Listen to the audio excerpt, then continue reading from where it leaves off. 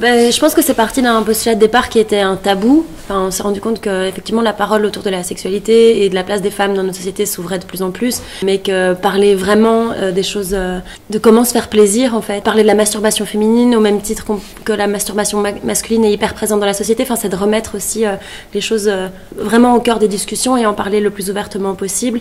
Et on s'est rendu compte déjà en parlant entre nous, c'était très intéressant. Et dès qu'on a tendu le micro vers des femmes qu'on a commencé à interviewer, en fait, c'était la porte ouverte à vraiment des discussions passionnantes.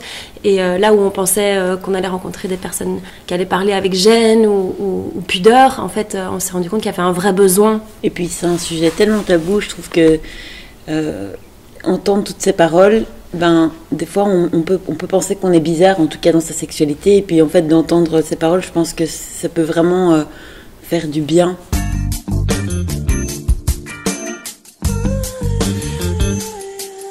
Ça intéresse tout le monde, ça concerne tout le monde, ou presque. Évidemment, il y a des gens qui ont moins d'intérêt dans la sexualité.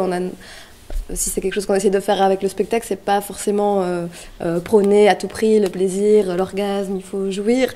Mais la plupart des gens ont tout le monde a une sexualité, qu'elle soit plus ou moins présente à des moments différents de sa vie. Et on n'a pas envie de faire un spectacle vulgaire ou cru.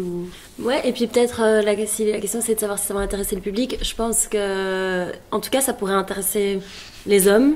Parce qu'il y a beaucoup d'hommes en fait qui ne peuvent pas forcément se mettre à la place d'une femme, et donc on leur donne accès quand même à toute une partie de discours et d'une intimité auquel ils n'ont pas forcément accès. Et puis pour les femmes, peut-être aussi c'est l'occasion de se reconnaître dans une histoire et dans des personnages qu'on n'a pas forcément l'habitude d'entendre au théâtre.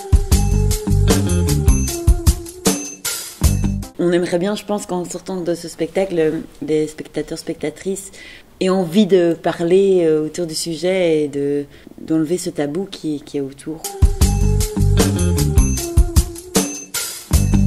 Jouissif.